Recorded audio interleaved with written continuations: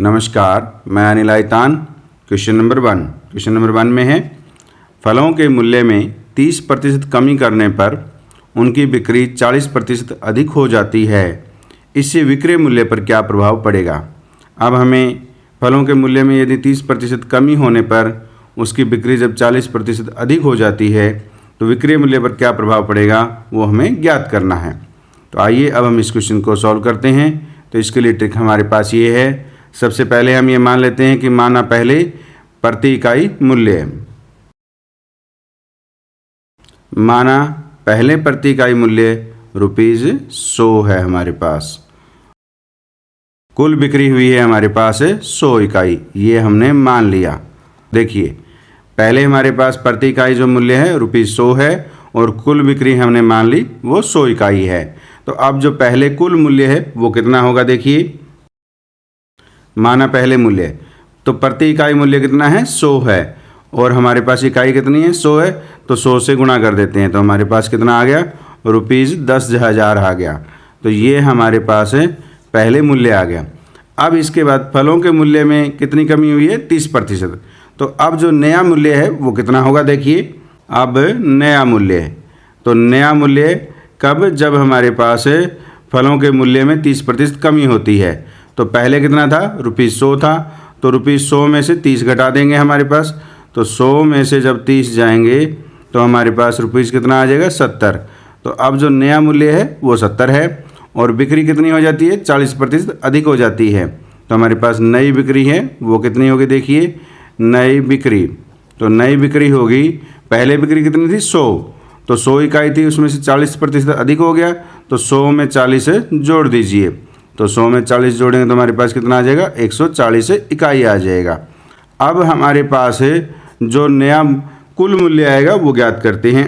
तो नया कुल मूल्य, तो नया कुल मूल्य किस प्रकार ज्ञात करेंगे, उसमें हमारे पास जो नया मूल्य है वो कितना है ₹70 है प्रति इकाई और हमारे पास कुल इकाई कितनी है 140 है, तो 140 से हम इसको गुणा कर देते हैं तो हमारे पास 2 जीरो आ गए और 14 7 98 हो गया, ये ₹9800 आ गया, यानी 9,800 आ गया। तो पहले कुल मूल्य हमारे पास ₹10,000 था और अब हमारे पास ₹9,800 है। तो विक्रय मूल्य में कमी कितनी हुई है वो देखिए, विक्रय मूल्य में कमी, तो विक्रय मूल्य में कमी हुई है वो कितनी 10,000 में से 9800 घटा देते हैं, तो 10,000 माइनस 9800, तो हमारे पास कितना आ गया ₹200 की जो है वो हमारे पास कमी हुई है। तो लेकिन विक्रय मूल्य कितने प्रतिशत कम हुआ वो हम ज्ञात करते हैं। तो विक्रय मूल्य में कमी प्रतिशत कितनी है देखिए, तो कमी प्रतिशत कितनी, कमी कितनी है 200, हुई किसके ऊपर है 10,000 पर हुई है, तो बटे हम 10,000 कर देते हैं और गुणा हम कर देते हैं 100 से, तो 100 से गुणा करते हैं तो देखिए 2 जीरो से 2 जीरो कट गई, 2 जीरो से 2 जीरो कट गई। तो इस प्रकार विक्रय मूल्य में 2% कमी हुई है। जब फलों के मूल्य में 30% कमी हो और बिक्री 40% अधिक हो जाए तो उसके विक्रय मूल्य में 2% कमी हो जाती है। तो उसके विक्रय मूल्य में जो प्रभाव पड़ता है वो 2% का पड़ता है। तो इस प्रकार हमने क्वेश्चन नंबर 1 को सॉल्व किया। आइए अब हम क्वेश्चन नंबर 2 को सॉल्व करते हैं। क्वेश्चन नंबर 2 में है चीनी के भाव में 25% वृद्धि होने पर किसी परिवार को चीनी की वार्षिक खपत कितने प्रतिशत कम करनी होगी जिससे परिवार का खर्च न बढ़े। तो अब चीनी के भाव में जब 25% वृद्धि हो जाए तो परिवार जो उसकी वार्षिक खपत में कितनी कमी करे कि उसके खर्च न बढ़े, ये हमें ज्ञात करना है। तो आइए अब हम इस क्वेश्चन को सॉल्व करते हैं। तो सबसे पहले हम मान लेते हैं कि माना पहले खपत, तो माना पहले खपत कितनी है 100 इकाई है, ये हम मान लेते हैं। इस प्रकार के क्वेश्चनों को हम इन ट्रिक की सहायता से सॉल्व करते हैं। अब हमारे पास जब 100 इकाई है तो हम मान लेते हैं कि पहले जो हमारे पास है मूल्य है प्रति इकाई वो कितना है, वो हम मान लेते हैं कि माना पहले प्रति इकाई मूल्य है। तो माना पहले प्रति इकाई मूल्य कितना है ₹100 है और हमारे पास पहले खपत कितनी है 100 इकाई है। तो पहले जो कुल मूल्य होगा वो कितना है वो ज्ञात कर लेते हैं। माना पहले कुल मूल्य, तो कुल मूल्य कैसे ज्ञात करेंगे, जितनी इकाई है और प्रति इकाई जो मूल्य है उससे गुणा कर देते हैं। तो 100 से हम 100 रुपये से गुणा करेंगे तो हमारे पास है रुपीज़ 10,000 आ जाएगा। तो ये हमारे पास कुल मूल्य आ गया। अब नई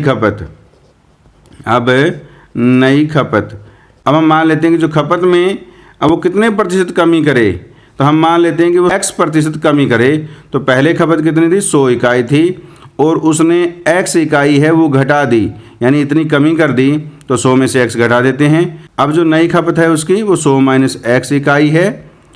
और अब हमारे पास मूल्य कितना है वो देखिए। अब नया मूल्य, तो नया मूल्य है वो हमारे पास कितनी वृद्धि हो रही है, 25% की। और पहले मूल्य कितना था, रुपये 100 था, तो 100 में 25 जोड़ दीजिए तो हमारे पास कितना आ जाएगा, रुपीज़ 125 आ जाएगा। तो ये हमारे पास अब जो नया मूल्य आ गया, क्योंकि रुपये 100 थे तो 100 का जब 25% हम जोड़ेंगे तो 125 हमें मिलेगा। तो अब हमारे पास जो कुल मूल्य है वो कितना होगा, देखिए। अब कुल मूल्य, तो कुल मूल्य ज्ञात करने के लिए जो अब इकाई है उसको अब नए मूल्य से गुणा कर दीजिए। तो 100 माइनस x को हम 125 से गुणा करते हैं। तो देखिए, तो 125 को हम 100 से गुणा करेंगे तो हमारे पास ये आ जाएगा, यानी 12,500 माइनस 125 x आ जाएगा। तो अब हमारे पास कुल मूल्य ये है। अब 25% वृद्धि होने पर जो नया मूल्य ये आया, और उसने कहा कि चीनी में वार्षिक खपत कितने प्रतिशत कम करनी होगी, वो हमने x करी। तो वो कहता है जिससे परिवार का खर्च न बढ़े, यानी जो पहले परिवार का खर्च कितना था, 10,000 रुपये था, और अब खर्च कितना है, ये इतना है। अब ये दोनों बराबर रहने चाहिए, तो अब इनको हमको बराबर रखते हैं। तो देखिए 12,500 माइनस 125 x बराबर हमारे पास कितना है, 10,000 है। अब इसको सोल्व करते हैं तो माइनस 125 x बराबर 10,000, माइनस में ये 12,500 इधर ले जाते हैं तो 12,500। तो देखिए, तो माइनस 125x बराबर माइनस 2,500 आ गया। तो x निकालना है हमें, तो माइनस 2,500 बटे 125 किसका, माइनस का, तो माइनस से माइनस कट गया। तो 125 से काटेंगे तो ये हमारे पास 20 पर कट गया। परिवार का खर्च न बढ़े कि वार्षिक खपत में कितने प्रतिशत कमी करनी पड़ेगी, उसे 20% कमी करनी पड़ेगी। तो इस प्रकार हमने क्वेश्चन नंबर 2 को सॉल्व किया। तो क्वेश्चन नंबर 3 में है, किसी वस्तु पर कर 25% वृद्धि होने पर इसी खपत में 25% कमी कर दी गई। इस वस्तु पर कुल कर प्राप्ति में क्या परिवर्तन हुआ, यानी कुल जो कर जो प्राप्त होगा वो बढ़ा या कम हुआ, उसमें जो परिवर्तन हुआ है वो हमें ज्ञात करना है। यानी कर में जब 25% वृद्धि होने पर खपत में 25% कमी आ जाती है। तो आइए अब हम इस क्वेश्चन को सॉल्व करते हैं। तो माना पहले खपत, तो पहले जो खपत है हम मान लेते हैं कि वो हमारे पास 100 इकाई है, तो हम 100 इकाई मान लेते हैं, ये हमने मान लिया। और हमारे पास कर की दर जो है वो हम मान लेते हैं, तो कर की दर वो कितने मान लेते हैं, ₹100 प्रति इकाई, ये हमने मान लिया। अब कुल कर हमें कितना प्राप्त हुआ वो हम ज्ञात करते हैं। तो कुल प्राप्त कर, तो कुल प्राप्त कर कैसे होगा, वो खपत कितनी है, 100 इकाई है, और प्रति इकाई हमारे पास कर है वो 100 रुपये है। तो 100 को 100 से गुणा कर देते हैं, 100 को हमने 100 से गुणा किया तो ₹10,000 हमें कर प्राप्त हुआ। अब हमारे पास कर में कितनी वृद्धि हुई है, 25% हुई है, और इसी खपत में 25% की कमी हुई है। तो देखिए, तो हमारे पास अब नई खपत कितनी होगी, देखिए अब नई खपत, तो नई खपत जो है वो हमारे पास पहले कितनी थी, 100 इकाई थी, और अब खपत में क्या है, 25% की कमी हो रही है। तो इसमें से 25 घटा देते हैं, क्योंकि 100 पर 25 हो रही है, तो 100 माइनस 25 करेंगे तो हमारे पास कितना आ गया, 75 इकाई आ गया। और अब देखिए कि हमारे पास कर में 25% की वृद्धि हुई है, तो नई कर की दर कितनी होगी, तो नई कर की दर वो हमारे पास कितनी, पहले कितनी है, 100 है, ₹100 है, तो 25% की वृद्धि हो रही है, तो 100 प्लस 25 कर देते हैं। तो अब जो कर की दर है वो 125 रुपये प्रति इकाई है, यानी प्रति इकाई हमारे पास इतनी कर की दर है। अब कुल प्राप्त कर वो कितना होगा, देखिए हमारे पास 75 इकाई हैं और प्रति इकाई जो कर है वो ₹125 है, तो इसको 125 से गुणा कर देते हैं। 75 को 125 से गुणा करेंगे तो हमारे पास ₹9,375 आएगा। अब देखो पहले कर हमारे पास 10,000 रुपये था, अब कर है वो 9,375 रुपये है, तो क्या हुआ, कर में वृद्धि हुई है कमी हुई है, कमी हुई है, तो कर में कमी हमारे पास कितनी होगी वो हमें ज्ञात करनी है। तो देखिए 10,000 रुपये में से 9,375 रुपये हमें घटा देते हैं, तो हमारे पास जो कर में कमी है वो आ जाएगी, वो कितनी आ गई, ₹625 आ गई। अब कर में कितने प्रतिशत कमी हुई वो हमें ज्ञात करनी है। कर में कमी प्रतिशत, तो देखिए तो पहले अब कितनी रुपीज़ में कमी हुई है, 625 की, और किस पर हुई है वो 10,000 रुपये पर हुई है, तो 10,000 बटे में कर देते हैं और गुणा में प्रतिशत निकालना है तो गुणा में 100 करेंगे, तो 2 जीरो से 2 जीरो कट गई और अब हमारे पास ये कितना आ गया, 625 बटे 100 आया है, तो हम दशमलव लगा देते हैं, 6.25% की कर में कमी हुई है। यानी जो कुल कर प्राप्त में क्या परिवर्तन हुआ, तो वो हमें ज्ञात किया कि कर जो प्राप्त होगा उसमें जो कमी आएगी वो 6.25% आएगी। तो इस प्रकार हमने क्वेश्चन नंबर 3 को सॉल्व किया। आइए अब हम क्वेश्चन नंबर 4 को सॉल्व करते हैं। क्वेश्चन नंबर 4, किसी वस्तु पर 20% कर कम करने पर कुल राजस्व अपरिवर्तित रहता है, यानी जो कुल कर है वो उसमें कोई परिवर्तन नहीं आता, जो कुल कर प्राप्त होता है उसमें कोई परिवर्तन नहीं आता। तो इस वस्तु के उपभोग में कितने प्रतिशत वृद्धि हुई, यानी उसकी वस्तु के जो खपत है उसमें कितनी प्रतिशत वृद्धि हुई है वो हमें ज्ञात करनी है जब कर की दर में 20% की कमी हो जाती है। तो आइए अब हम इस क्वेश्चन को सॉल्व करते हैं। ना पहले खपत, तो माना पहले खपत, तो हमारे पास पहले खपत कितनी है वो हम मान लेते हैं कि वो हमारे पास 100 इकाई है। तो इस प्रकार के क्वेश्चंस को सॉल्व करने की ट्रिक हमारे पास ये है।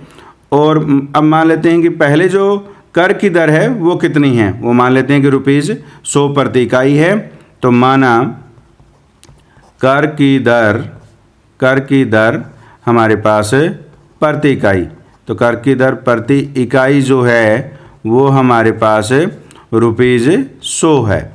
तो अब देखिए इकाई हमारे कुल इकाई जो खपत हो रही है वो हमारे पास 100 इकाई हो रही है और प्रति इकाई जो दर है कर की वो हमारे पास ₹100 है। तो कुल कर प्राप्त यानी कुल राजस्व जो प्राप्त है तो वो ये होगा।